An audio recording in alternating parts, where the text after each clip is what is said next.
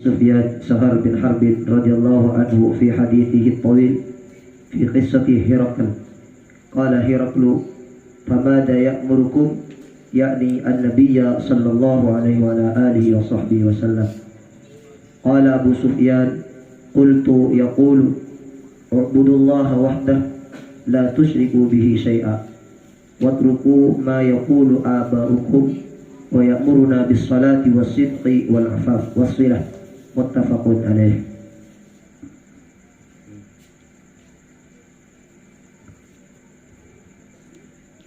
عن أبي ثابت وقيل أبي سعيد وقيل أبي الوليد سهل بن حنيف وهو بدري رضي الله عنه أن النبي صلى الله عليه وعلى آله وصحبه وسلم قال من سأل الله تعالى الشهادة بصدق بلغه الله منازل الشهداء وإن مات على فراشه رواه مسلم.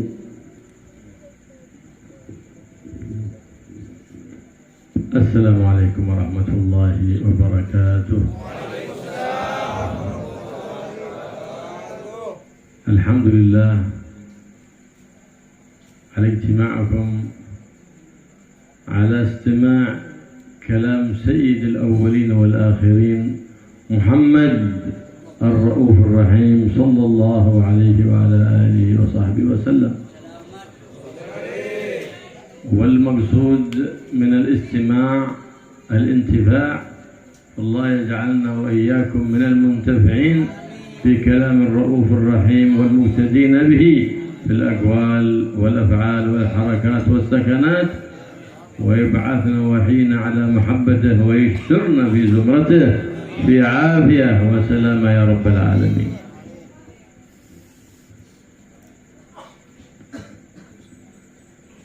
Segala puji bagi Allah Subhanahu wa Ta'ala atas perkumpulan kita semua pada malam hari ini untuk mendengarkan sabda-sabda Rasulullah Sallallahu Alaihi Wasallam yang merupakan pemimpin seluruh makhluk yang awal maupun yang akhir.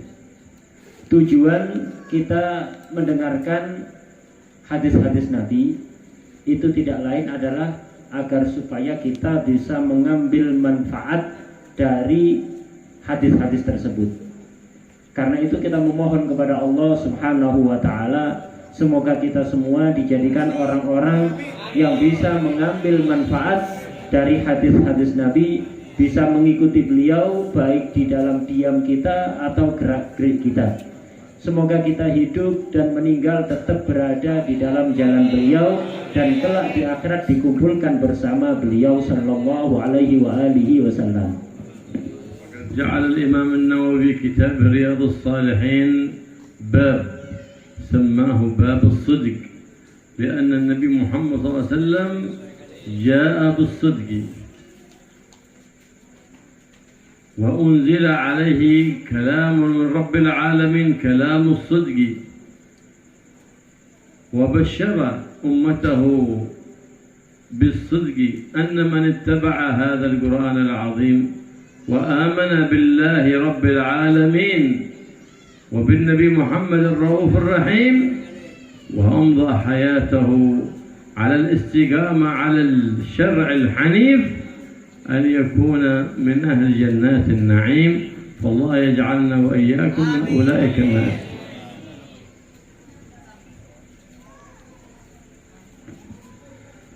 Imam Nawawi di dalam kitab Riyadhus Shalihin ini menyebutkan salah satu bab, yaitu bab as-siddiq, kejujuran dan keseriusan. Rasulullah SAW diutus dengan membawa kebenaran.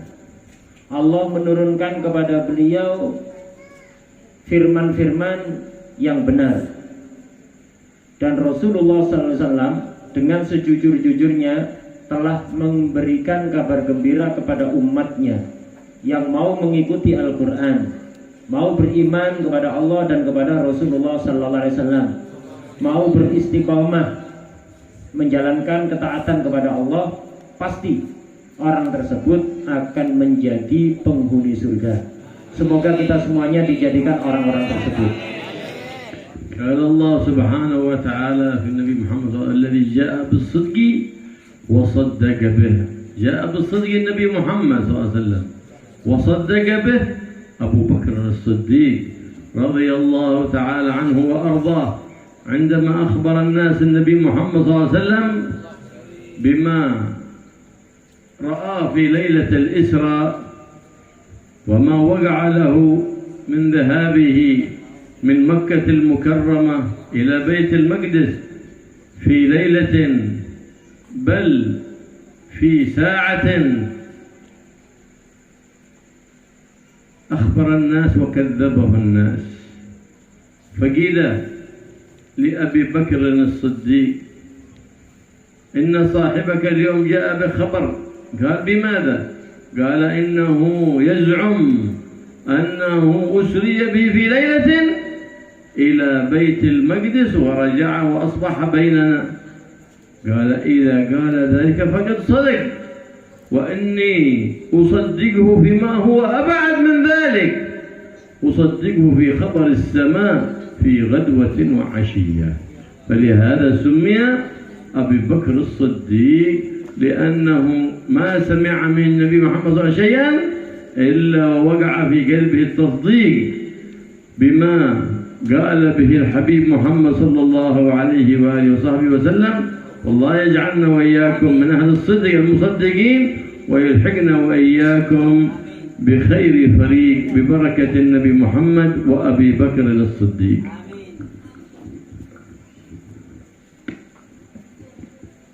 Allah Subhanahu wa taala berfirman tentang Nabi Muhammad sallallahu alaihi wasallam, alladzi ja'a bis-sidqi, seorang nabi yang datang membawa kebenaran, wasaddaqa bihi, dan membenarkannya, mempercayainya, meyakininya Sayyidina Abu Bakar As-Siddiq. Sayyidina Abu Bakar As-Siddiq ini digelari As-Siddiq, artinya orang yang selalu percaya, selalu meyakini apa yang dibawa oleh Nabi. Ini ada sebabnya. Sebabnya yaitu ketika Nabi cerita kepada orang-orang bahwa beliau telah diisrakan oleh Allah. Isra yakni beliau melakukan perjalanan dari Mekah menuju Baitul Maqdis, yang itu jaraknya sangat jauh. Untuk ukuran zaman itu perlu waktu sangat lama. Jadi Nabi cerita kepada orang-orang Mekah waktu itu kalau beliau telah diisrakan, artinya melakukan perjalanan dari Mekah ke Baitul Maqdis hanya dalam waktu yang sebentar, tidak sampai semalam, waktu yang sebentar. Berangkat malam, malam itu juga sudah ada di Mekah lagi. Nabi cerita itu kepada orang-orang, semuanya tidak percaya, semuanya mendustakan. Kemudian orang-orang itu mengatakan pada Sayyidina Abu Bakar, ya Abu Bakar, tuh lihat teman kamu. Dia mengatakan kalau semalam pergi dari Mekah ke Baitul Maqdis, malam ini juga dia sudah ada di sini. Gimana kamu percaya omongan seperti itu? Tidak mungkin ini, kata Sayyidina Abu Bakar. Tidak usah pikir panjang Sayyidina Abu Bakar. Kalau memang Nabi Muhammad SAW mengatakan hal itu, maka pasti benar. Aku tidak ragu sama sekali. Urusan Isra urusan sepele. Aku akan percaya apapun yang dikatakan oleh beliau yang jauh lebih besar dibanding ini. Beliau mengatakan kalau beliau selalu menerima kabar dari langit setiap pagi dan sore, aku percaya, apalagi sekedar urusan Isra. Sebab inilah kemudian beliau dijuluki dengan Sayyidina Abu Bakar As-Siddiq. Kita memohon kepada Allah Subhanahu wa taala agar supaya kita semuanya dijadikan orang-orang yang jujur, dan semoga kita digabungkan bersama sebaik-baik kelompok dengan barakah Nabi Muhammad SAW dan juga Sayyidina Abu Bakar As-Siddiq. والنبي محمد صلى الله عليه وآله وصحبه وسلم من قبل بعثته كان يسمى بالصادق الأمين صلى الله عليه وعلى آله وصحبه وسلم، وأثنى على الصادقين رب العالمين في القرآن الكريم، وأثنى الرؤوف الرحيم على الصادقين فقال لا يزال أحدكم يتحرى الصدق حتى حتى يكتب عند الله صديقا ولا يزال أحدكم يتحرى الكذب حتى يكتب عند الله كذابا والكذاب ملعون في القرآن في 4 مواضع.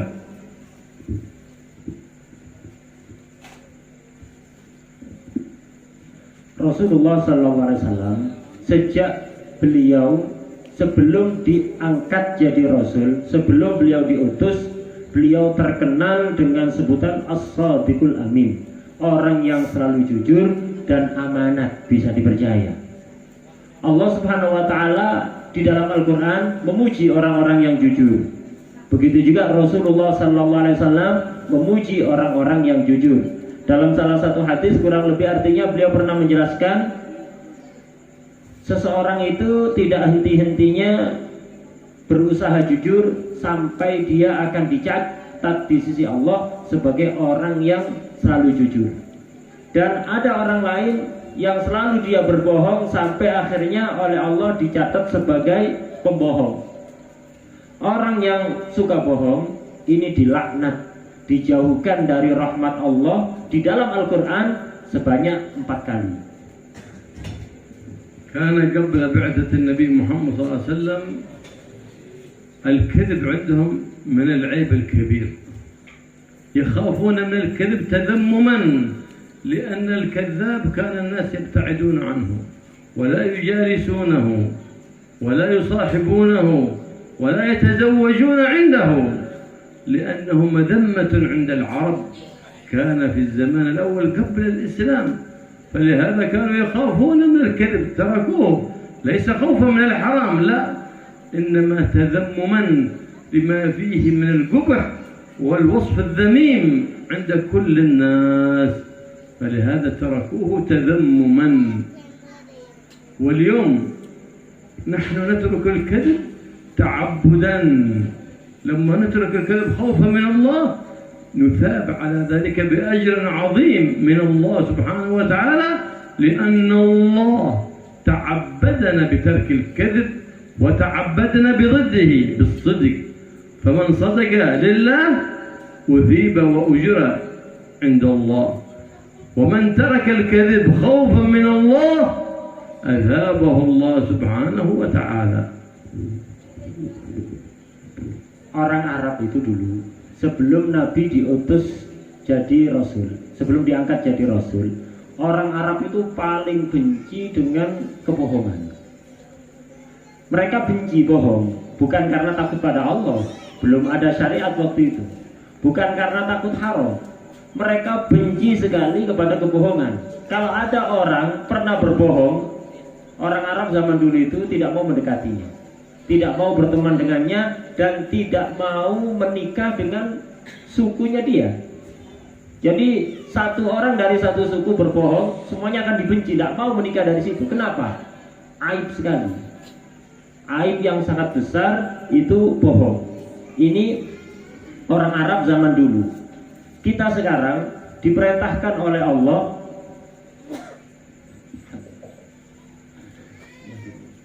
Jadi kita sekarang diperintahkan oleh Allah untuk meninggalkan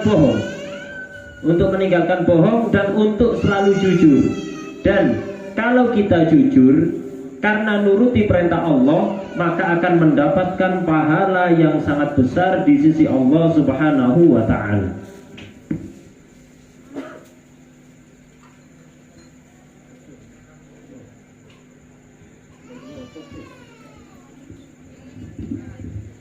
كان النبي محمد صلى الله عليه وسلم في السنة السادسة من الهجرة أرسل رسائل إلى الملوك وإلى الأمراء ورؤساء القبائل يدعوهم للدخول في الإسلام. فمن جملة من أرسل لهم الرسائل هرقل ملك الروم، وكانت هذه الدولة من أكبر الدول، بل هي أكبرها وأقواها في ذلك الزمان. فلما رأى رسالة سيد الأنام محمد صلى الله عليه وآله وصحبه وسلم، وقد كان ذلك الملك هرقل ملك الروم عالما بالكتب المنزلة، قد تعلم التوراة والإنجيل، وعالم بأن هناك نبي يخرج آخر الزمان مولده بمكة وهجرته للمدينة وسلطانه بالشام. هكذا اطلع من الكتب المنزلة السماوية. فلما قرأ الرسالة قال لأصحابه: ابحثوا، هل هناك أحد أتى إليكم من بلاد العرب فأتوا به إلي لأستفسر منه حول هذا النبي الذي أرسل إلي هذه الرسالة. فبحثوا، وكان لقريش رحلتان في السنة: رحلة الشتاء ورحلة الصيف، رحلة إلى الشام ورحلة إلى اليمن. فكان في ذلك الوقت رحلة في تجارة من أهل مكة إلى الشام. فبحثوا فوجدوا من مكة رجل يقال له أبو سفيان، وكان معه جماعة جاءوا للتجارة. فلما رأوهم فقال لهم: أجيبوا دعوة الملك. فجيء بهم إلى حضرة هرقل ليستفسر عن ذلك النبي المنتظر الذي يخرج في آخر الزمان، محمد سيد ولد عدنان صلى الله عليه وآله وسلم. Rasulullah SAW pada tahun ke-6 Hijriah, sejak beliau hijrah pada tahun ke-6, beliau kirim surat ke raja-raja, kepada para kepala suku baik yang ada di Arab maupun di luar Arab. Isi surat itu adalah mengajak mereka, para raja, para pemimpin, para kepala suku untuk masuk Islam. Di antara yang dikirimi surat pada waktu itu yaitu orang yang bernama Hiraql. Ini pemimpin bangsa Romawi yang pada saat itu merupakan negara adidaya terbesar di dunia. Pada saat itu dikirimi surat. Ketika surat itu sampai pada Hiraql dan dibaca oleh Hiraql, Hiraql itu kemudian nyuruh sebagian orang untuk nyari, barangkali di Syam, waktu itu pusat pemerintahnya ada di Syam, barangkali di Syam ada orang Arab, tolong panggil ke sini, saya mau nanya-nanya tentang orang yang ngaku nabi yang kirim surat pada saya ini. Hiraql ini bukan orang awam, dia adalah orang yang sangat alim pada saat itu. Dia menguasai Taurat, menguasai Injil. Kemudian dia tahu bahwa akan segera datang Nabi akhir zaman.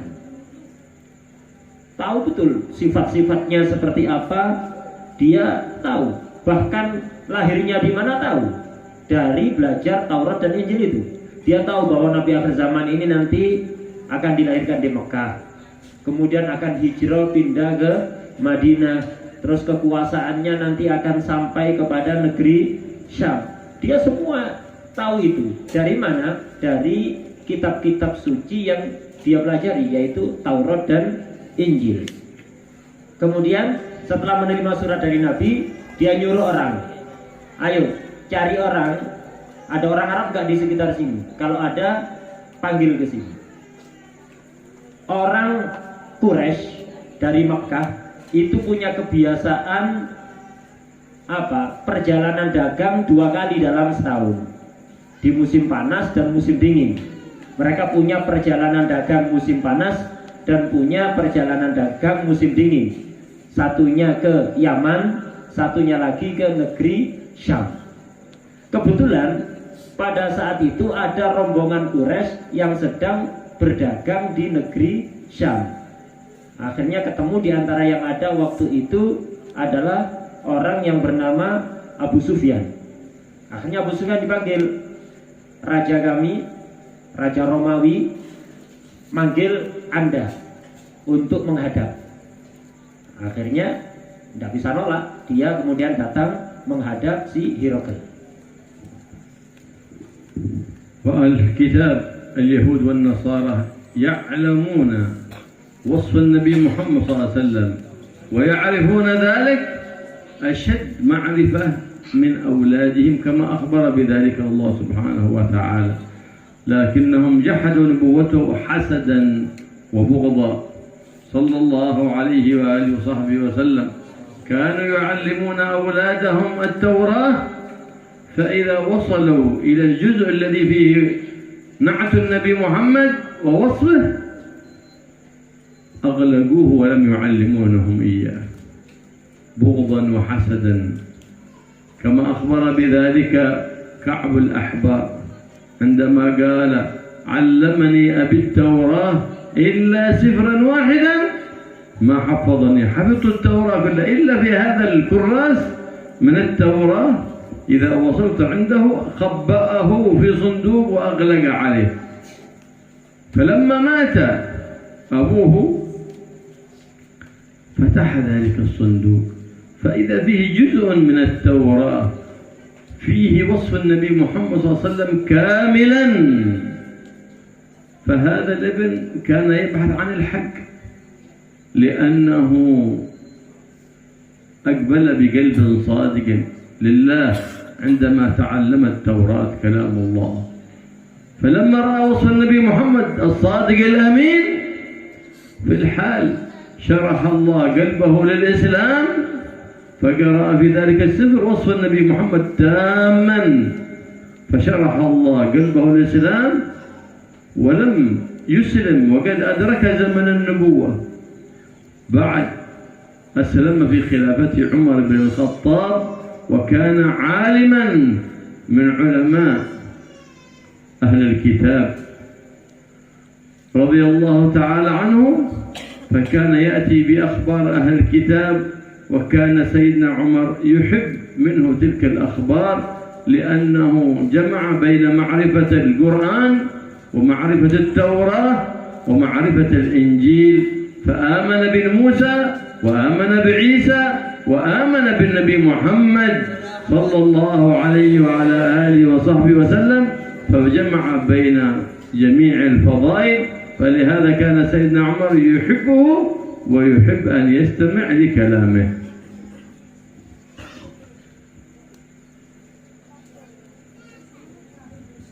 Orang-orang ahlul kitab atau orang Yahudi dan Nasrani itu sangat paham tentang sifat-sifat Nabi secara lengkap dan detail. Bahkan keyakinan mereka atas kebenaran Nabi Muhammad SAW sebagai Nabi akhir zaman itu lebih kuat dibanding keyakinan mereka kepada anak mereka sendiri. Kepada anaknya mungkin masih ragu, ini anaknya dia benar apa enggak, masih ada keraguan. Tapi kalau ke Nabi Muhammad SAW betul-betul yakin tidak ada keraguan, karena persis seperti yang di Taurat dan Injil. Cuma kenapa mereka tidak beriman kalau yakin? Tahu persis ini Nabi yang dimaksud di dalam Taurat dan Injil. Mereka tidak mau beriman karena ada sifat hasud. Mereka itu iri kepada Nabi Muhammad dan juga dengki kepada Nabi Muhammad SAW. Sebagian orang-orang Yahudi itu mengajarkan, ketika mengajarkan Taurat kepada anak-anaknya, kepada murid-muridnya, itu Taurat semuanya diajarkan. Tapi kalau sudah sampai pembahasan tentang sifat Nabi Muhammad SAW disembunyikan, tidak kepingin anaknya tahu. Jadi menutupi kebenaran dari anak-anak mereka, sebagaimana kisah yang sangat masyhur, yaitu kisahnya Ka'bul Ahbar radhiyallahu anhu. Ka'bul Ahbar ini dulunya sebelum masuk Islam adalah tokoh ulamanya Yahudi. Dia paham betul isi Taurat, dia paham betul isi Injil. Dia cerita, saya itu dulu belajar ke ayah saya kitab Taurat. Semua Taurat awal akhir diajarkan, kecuali ada beberapa lembar oleh ayahku itu tidak diajarkan, disembunyikan di dalam kotak, dikunci, tidak boleh dibuka. Sejak dulu aku penasaran apa ini, tapi tidak berani untuk buka. Ketika ayahku meninggal, kata si Ka'bul Ahbar, Akhirnya aku berani untuk membuka kotak itu. Ketika aku buka, ternyata ada beberapa lembar Taurat yang isinya adalah keterangan tentang sifat-sifat Nabi akhir zaman, dan itu semuanya ada pada diri Nabi Muhammad SAW. Akhirnya karena yakin betul ini adalah Nabi Muhammad yang dimaksud, langsung seketika itu beriman. Beliau Ka'bul Akhbar ini tujuan belajar Taurat serius, bukan main-main. Lillahi ta'ala, kepingin tahu kebenaran. Makanya dia ditunjukkan oleh Allah untuk mengetahui kebenaran. Beliau ini nututi zamannya Rasulullah SAW, cuman tidak beriman pada zamannya Nabi. Beliau beriman ketika kepemimpinan dipegang oleh Sayyidina Umar bin Khattab radhiyallahu taala anhu. Itu. Sayyidina Umar itu senang kepada Ka'bul Akhbar ini dan senang mendengarkan ceramah-ceramahnya, pengajian-pengajiannya Ka'bul Akhbar. Kenapa? Ka'bul Akhbar ini tahu isi Taurat, tahu isi Injil, dan tahu isi Al-Quran. Beliau beriman pada Nabi Musa, Nabi Isa, dan juga Nabi Muhammad SAW. Karena itu Sayyidina Umar senang untuk mendengarkan pengajian-pengajiannya Ka'bul Akhbar, karena banyak pengetahuan baru yang sebelumnya tidak diketahui oleh Sayyidina Umar. لما جاء بأبي سفيان ومن معه في حضرة الملك الروم فبدأ يسألهم عن النبي محمد صلى الله عليه وسلم: هل بعث فيكم نبي؟ قالوا: نعم، هناك رجل يدعى محمد يزعم أنه نبي مرسل من الله. فقال له هرقل: إلى ماذا يدعوكم؟ قال: يدعونا إلى عبادة الله وحده لا نشرك به شيئا، لأن ما من نبي ولا رسول إلا بعث بعبادة الله وبتوحيد الله. فقال له: وهكذا الأنبياء والمرسلون إنما يبعثون بتوحيد الله وبعبادة الله سبحانه وتعالى. وبماذا يأمركم؟ قال: يأمرنا بالصلاة وبصلة الأرحام وببر الوالدين، ويأمرنا بالصدق وينهانا عن الكذب. فقال: وهكذا الأنبياء والمرسلون إنما يأمرون بمكارم الأخلاق، وهذه كلها صفات يحبها كل الخلق ويحبها الله سبحانه وتعالى. فصار يسأله أسئلة كثيرة عن النبي محمد ويجيبه. يقول أبو سفيان: وددت، كان قبل إسلامه، هذا كان يسأله قبل أن يسلم أبو سفيان، وبعد ذلك أسلم في فتح مكة. وددت أني لو زدت كلمة كذب واحدة، حتى لأنه رأى ملك الروم يتكلم عن النبي بتعظيم ومحبة. وددت أكذب كذبة واحدة في حق النبي محمد صلى الله عليه وسلم، لكنني خشيت أن ينسب إلي الكذب، لأنه كان عيب ونقص وعار كبير عندما يقال فلان كذاب، خلاص وصمة عار تلحقه وتلحق أولاده وأحفاده وأسباطه من بعده. يسكنون الناس ويبعدون عنهم ويذمونهم بسبب كذبة واحدة. فلهذا كان العرب يتحرون مع بغضه للنبي محمد، قال: وددت أن يطرح كلام كذب، لكن خشيت أن ينسب إلي الكذب فيقولون فلان كذاب، يعني هذه وصمة عار وعيب كبير كان عندهم، هذا قبل أن يدخل في الإسلام، فيتركون الكذب تذمما ولا يتكلمون إلا بالصدق، فإن الصدق هو الذي ينجي كل عبد، كما نجى الأنبياء والمرسلين ينجي كل عبد صالح لرب العالمين. بماذا؟ بالصدق مع الله.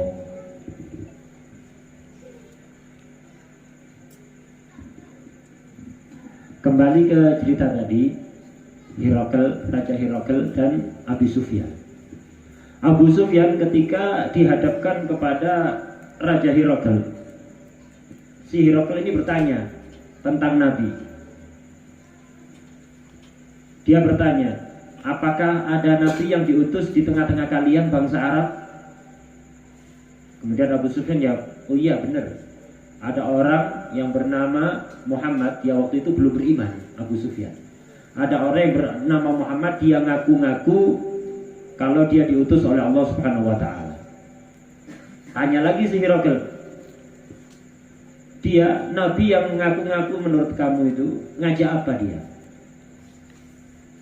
Dijawab, dia mengajak untuk menyembah Allah yang Maha Esa, tidak ada sekutu baginya. Kata si Herakl, ya memang begitu ajakan Nabi sejak dulu. Semua Nabi itu selalu mengajak menyembah Allah, mengesakan Allah, mengatakan Tuhan itu hanya satu, yaitu Allah saja. Semua Nabi seperti itu. Kemudian nanya lagi si Herakl, apa yang dia perintahkan kepada kalian? Abu Sufyan menjawab, dia memerintahkan kami untuk sholat, untuk silaturahim, untuk berbakti kepada orang tua, untuk jujur, dan melarang kami untuk berbohong. Kata si Herakl, ya semua nabi begitu ajakannya.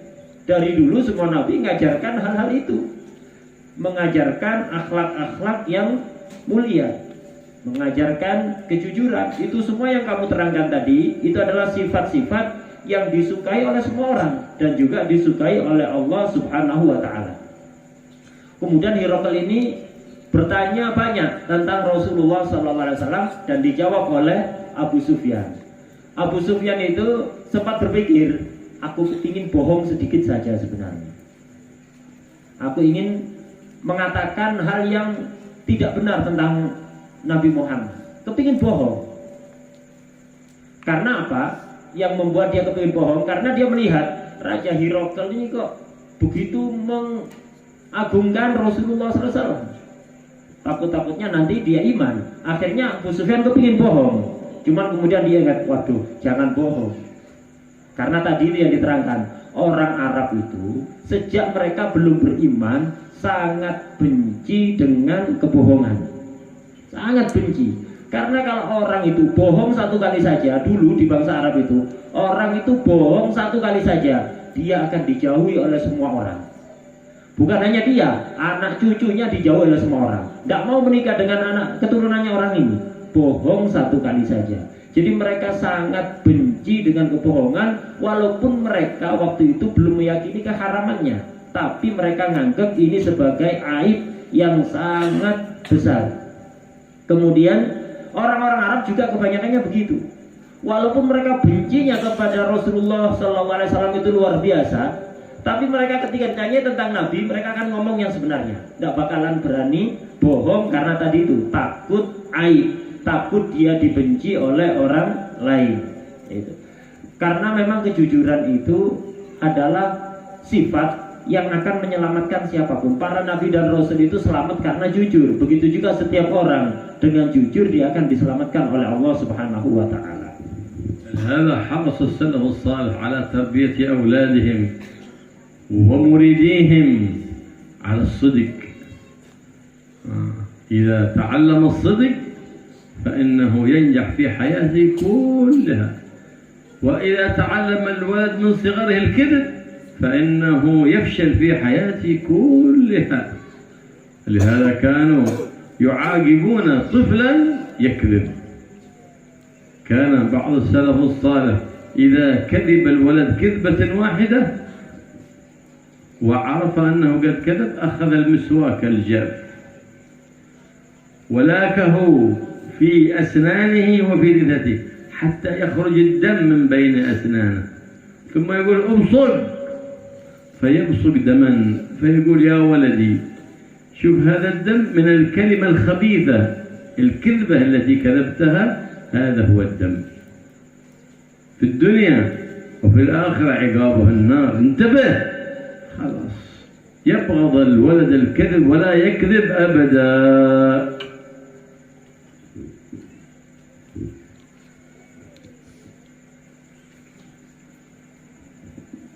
Karena begitu pentingnya kejujuran, ulama salaf itu sangat perhatian di dalam pendidikannya kepada anak-anak dan juga kepada muridnya, agar supaya mereka menjadi orang yang selalu jujur dan tidak pernah bohong sejak masih kecil.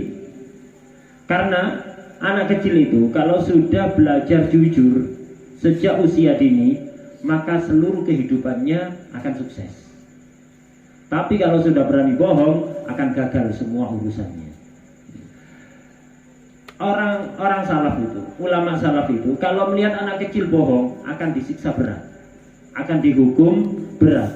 Di antara yang dilakukan oleh ulama salaf itu, kalau ada anak kecil, masih sangat kecil, bohong satu kali, langsung diambil kayu siwak yang kering dan kasar itu, digosokkan dengan kuat ke gigi dan gusinya sampai berdarah. Kalau udah berdarah, suruh meludah. Ayo, meludah. Tentu dia akan meludahkan darah. Kemudian mereka mengatakan pada kecil, lihat, darah ini gara-gara kamu bohong. Ini di dunia, nanti di akhirat kamu akan dimasukkan neraka oleh Allah Subhanahu wa taala. Dengan pendidikan seperti ini, akhirnya anak-anak mereka akan senang jujur sejak masih kecil dan benci kepada kebohongan.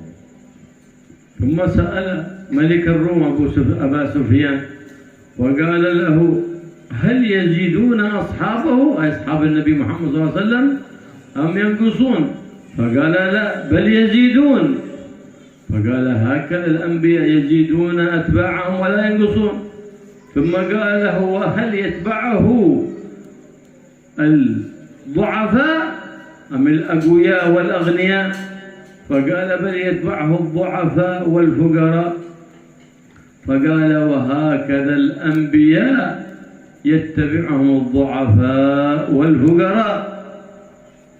فعلم ملك هرقل أن هذا هو الوصف الذي جاء في التوراة والإنجيل، وصف النبي محمد صلى الله عليه وصحبه وسلم. فقال له لو كنت عنده لغسلت أقدامه، لكنت خادما له وغسلت أقدامه. من بيحوز هذه الفضيلة؟ خدام السادات، سادات الخدام، عندما تخدم نبي، تخدم ولي، تخدم صالح، هؤلاء خدام السادات هم سادات الخدام. لماذا؟ لأنهم حازوا الفضيلة بالقرب من هو قريب من الله سبحانه وتعالى. فأراد ملك الروم بعد أن عرف الحقيقة وصدق بالحق، أراد أن يدخل في الإسلام ويظهر إسلامه.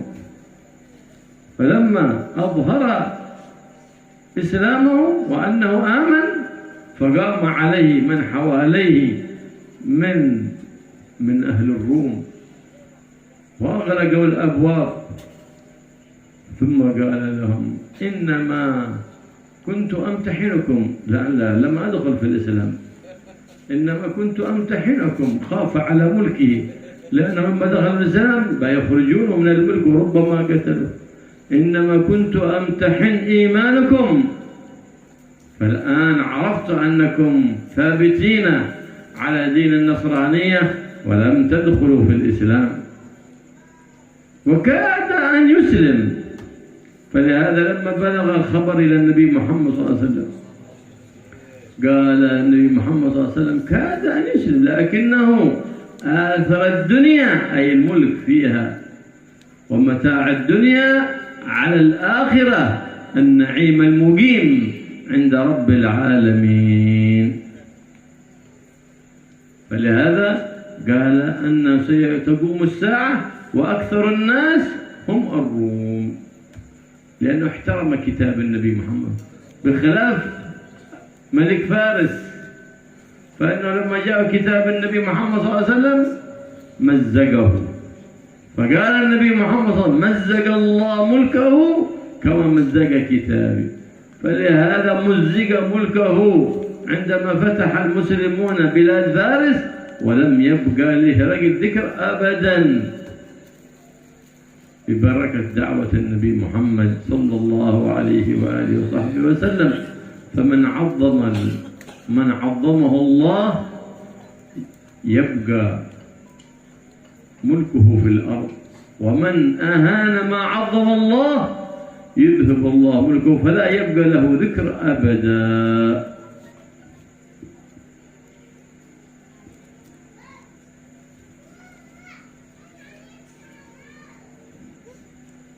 Kembali kepada kisah Hirakl dan Abu Sufyan tadi.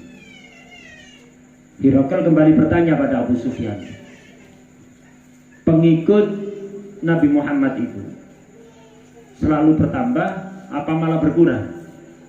Kata Abu Sufyan, terus bertambah dan tidak pernah berkurang.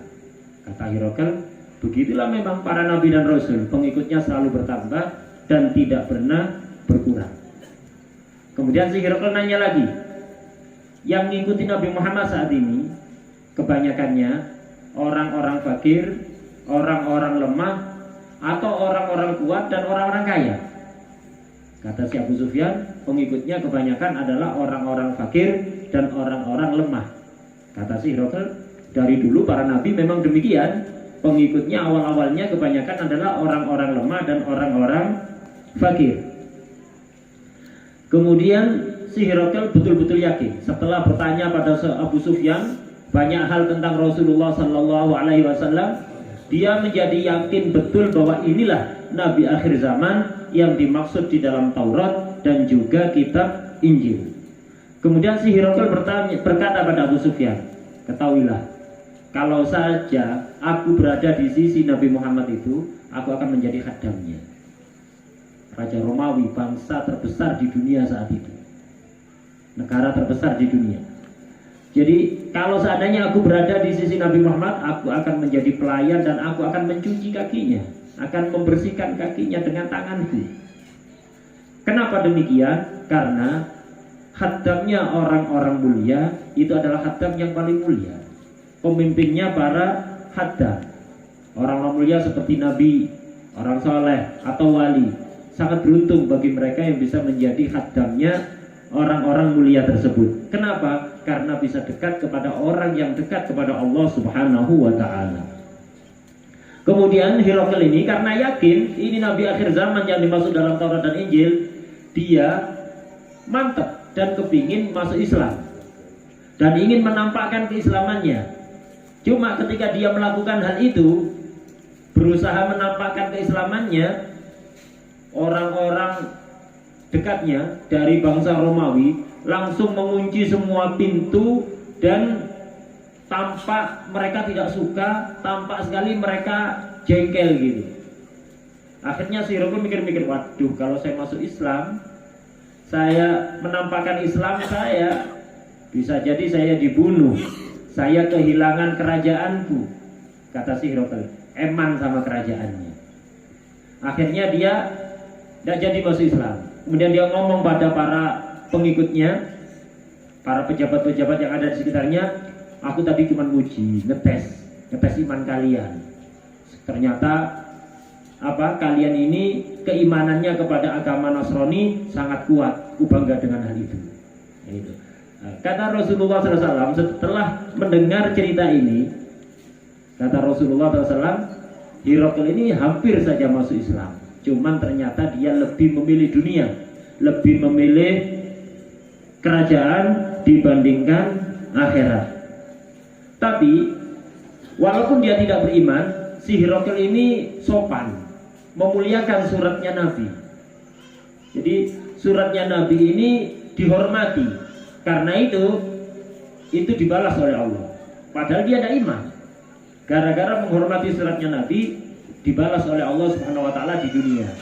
Sehingga dalam salah satu hadis Rasulullah SAW bersabda, kurang lebih artinya, nanti ketika kiamat terjadi, orang yang paling banyak adalah orang-orang Romawi. Jadi orang yang terbanyak nanti menjelang hari kiamat adalah orang-orang dari bangsa Romawi. Kenapa? Karena mereka dulunya menghormati suratnya Nabi.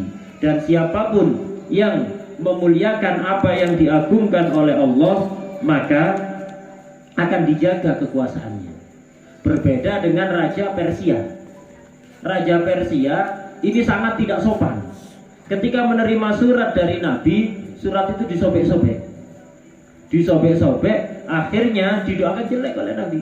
Dia telah menyobek suratku, tidak menghormati suratku. Semoga kerajaannya dihancurkan berkeping-keping oleh Allah. Akhirnya tidak tersisa sama sekali dari kerajaan Persia. Dan hari ini kita sudah tidak mengenal lagi, tidak pernah disebut lagi sudah.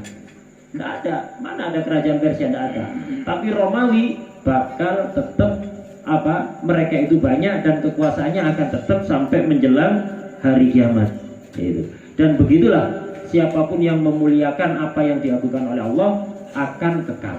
Dan siapapun yang menghinakan apa yang dimuliakan oleh Allah akan habis. فالصدق لا يأتي إلا بخير في الدنيا والآخرة، والكذب لا يأتي إلا بشر في الدنيا وفي الآخرة، والصدق كله عبادة لله، والكذب كله معصية لله سبحانه وتعالى. كل الكذب صغير وكبير، ما في كذب أبيض وكذب أسود، كل الكذب حرام. ما في كذب أبيض وكذب أسود، لا، كل الكذب حرام. حتى في المزح تكذب حرام. النبي محمد صلى الله عليه وسلم كان يمزح، إنما نهى عن كثرة المزاح وأنها تذهب الخشية من القلب، لكن كان يمزح النبي محمد صلى الله عليه وسلم، وإذا مزح لا يقول إلا حقا ولا يقول إلا صدقا. النبي محمد صلى الله عليه وعلى آله وصحبه وسلم جاءه رجل وقال يا رسول الله احملني، ما عندي مركوب، بغيت مركوب بأركب أسير يا بلدي. قال سنحملك على ولد الناقة. فقال ذلك الرجل وإيش ولد الناقة، ماذا بفعل به؟ فقالوا هل الجمل إلا ولد الناقة؟ فضحك ذلك، لأن الجمل الكبير كان في الأول كان صغير. قال سنحملك على ولد الناقة، وكل جمل هو ولد ناقة. جاءت امرأة عجوز إلى النبي محمد صلى الله عليه وسلم يا رسول الله اجعلي أكون من أهل الجنة. فقال النبي محمد صلى الله عليه وسلم لا يدخل الجنة عجوز، لا شيبة ولا عجوز، ما يدخل الجنة فقط العجوز. فقال إنما يدخلون الجنة شبابا وشبانا وشابات أبناء 33 سنة، ما يدخل حد شيبه أورنج توه، كله ثم شباب تروس مودة في زرقة إن شاء الله.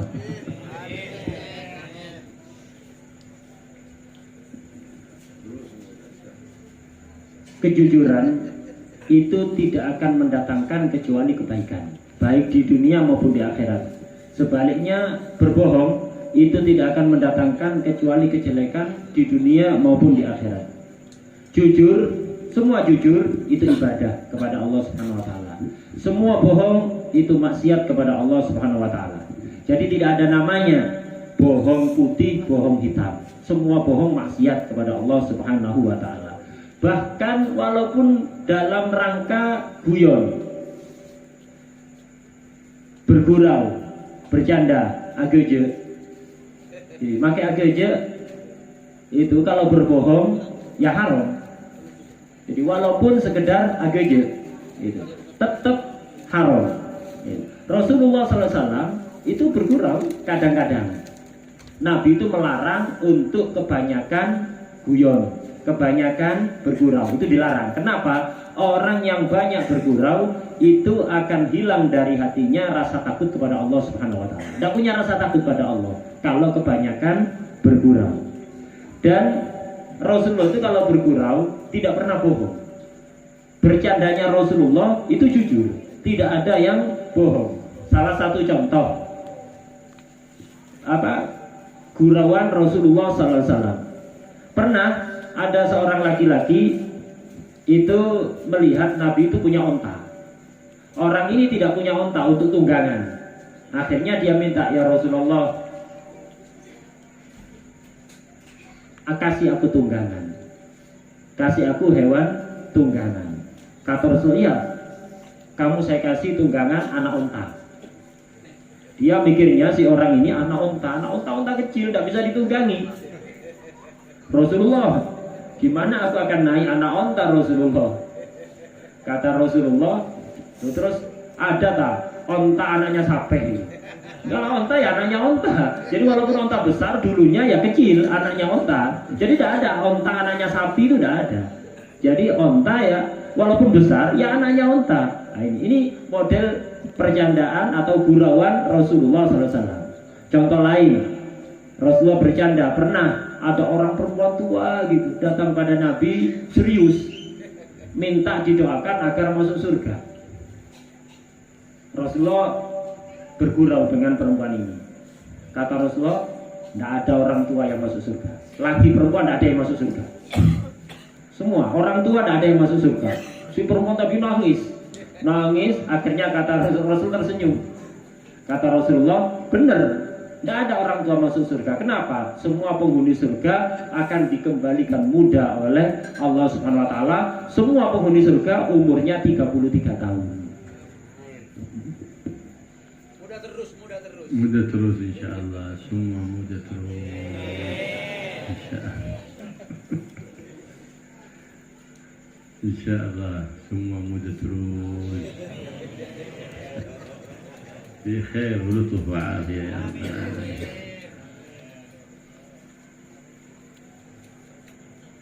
Rajul orang guruz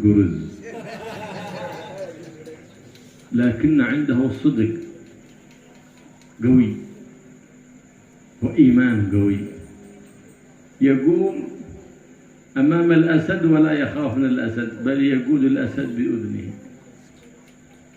orang besar كبير عضلات مفتولة لكنه ليس في قلبه إيمان، ليس في قلبه الصدق.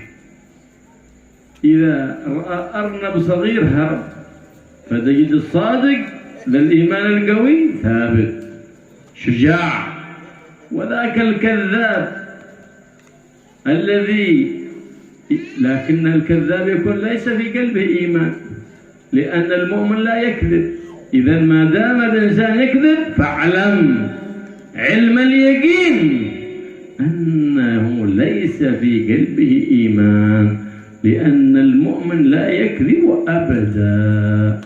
إذا رأى أرنب صغير هرب منه، لأن الكذاب دائما خواف ذليل، والصادق دائما شجاع عزيز بعزة الله، لأنه ثبت على اتباع حبيب الله محمد الصادق الأمين صلى الله عليه وآله وصحبه وسلم.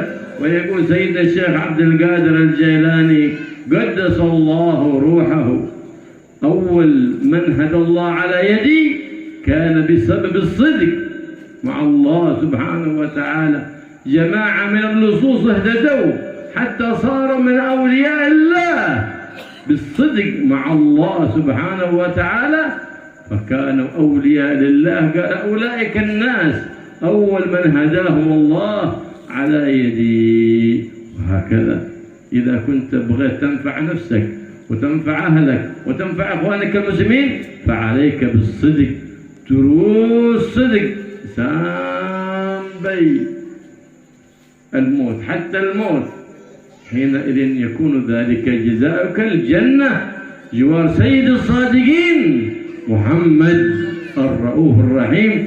والله يجعلنا وإياكم من الصادقين المحبوبين عند الله رب العالمين وعند النبي محمد الرؤوف الرحيم، ويمتعنا إن شاء الله بالقوة التامة، ونمضي إن شاء الله في حياتنا شباب تروس مودة تروس إن شاء الله في صحة وعافية من غير ابتلاء من غير مرض وأمان من البليات والأذيات والفيروسات، ويجعلنا وإياكم أمان من جميع المصائب، ويقضي لنا ولكم الحاجات، ويبلغنا وإياكم كل الأمنيات، ويبارك في الأولاد والبنات والزوجات، يجعلهم صالحات طائعات مودة تروس إن شاء الله بجاه النبي محمد صلى الله عليه وآله وصحبه وسلم، والحمد لله.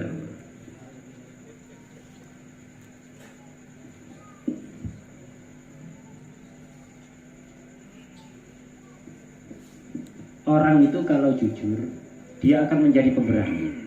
Walaupun dia terlihat badannya lemah, kurus, tapi kalau di hatinya ada iman dan ada kejujuran, dia bakal menjadi pemberani. Melihat harimau tidak akan takut, bahkan harimau akan dijewer oleh dia. Sebaliknya, orang yang di hatinya itu senang bohong, dia akan selalu ketakutan, walaupun badannya gede besar. Kalau dia di hatinya tidak ada iman, tidak ada kejujuran, bakal takut. Jangankan ke singa, ke kelinci takut dia. Itu kalau orang pembohong. Dan orang itu selama dia masih suka berbohong, pastikan, tanpa keraguan sedikit pun, pastikan di hatinya nggak ada iman. Karena tidak bisa kumpul, iman dan bohong itu tidak bisa kumpul. Orang yang punya iman tidak akan bisa bohong. Orang yang masih suka bohong, tandanya di hatinya tidak ada keimanan. Dan orang seperti ini akan selalu takut. Beda dengan orang yang di hatinya selalu jujur, maka dia akan menjadi pemberani. Kenapa? Dia pengikut Rasulullah SAW.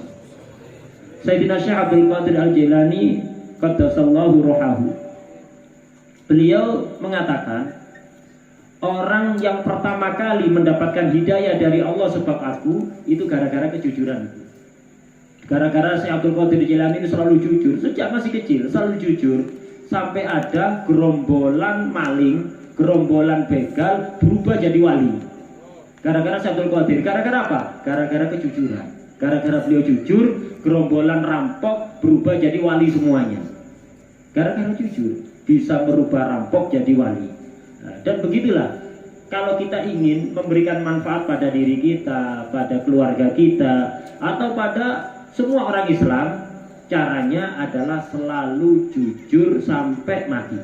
Dengan begitu kita akan bisa memberikan manfaat, dan nanti di akhirat akan dibalas surga di sisi Rasulullah SAW. Kita memohon kepada Allah Subhanahu wa taala agar kita semuanya dijadikan orang-orang yang selalu jujur, dicintai oleh Allah dan Rasulullah SAW, dan semoga kita diberi kekuatan oleh Allah yang sempurna selama hidup kita selalu muda terus. Itu.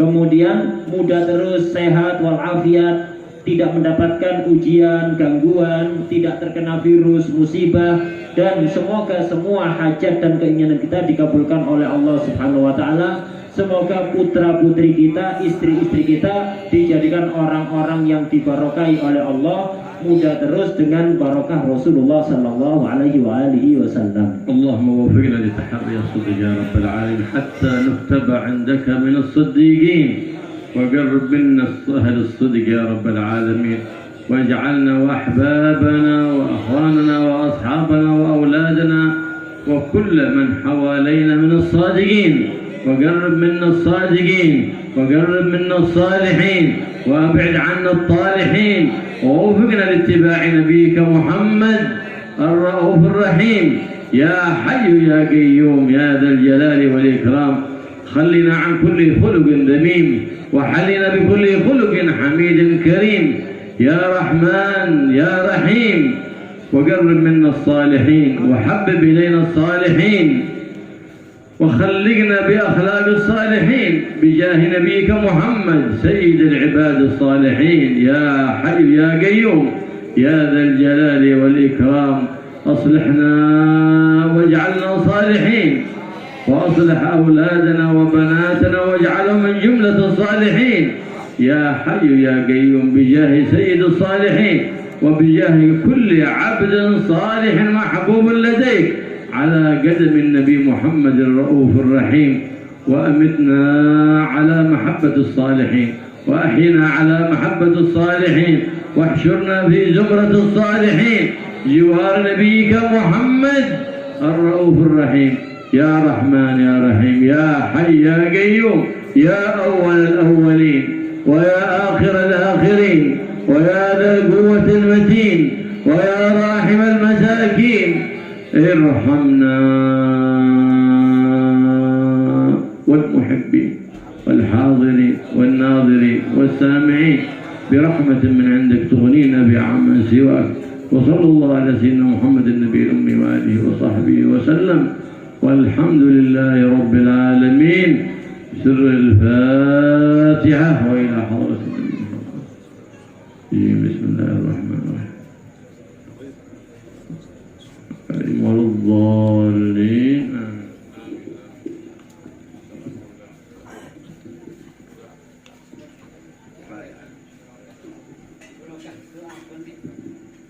بسم الله الرحمن الرحيم. الحمد لله رب العالمين. اللهم صل وسلم على سيدنا محمد من جنة بها من جميع الأحوال والآفات، واغفرنا بها جميع الحاجات، واهدنا بها من جميع السيئات، وارفعنا بها عندك على الدرجات، وإنك نفتح غاية الخيرات في الحياة والممات. اللهم إنا نسألك علما وحلما وحكمة وإيمانا ويقينا وتقوى وارزقنا قوة الفهم والحفظ والصحة والبلاغ والساتين عليك وعدم الخوف إلى منك. اللهم قوينا على الطاعة وقوينا في المعاصي، واهدنا واهدنا واصلحنا أصحابنا، فقنا وقبنا وهمنا فهمنا بالكل ويقوم ونصر الصالحين.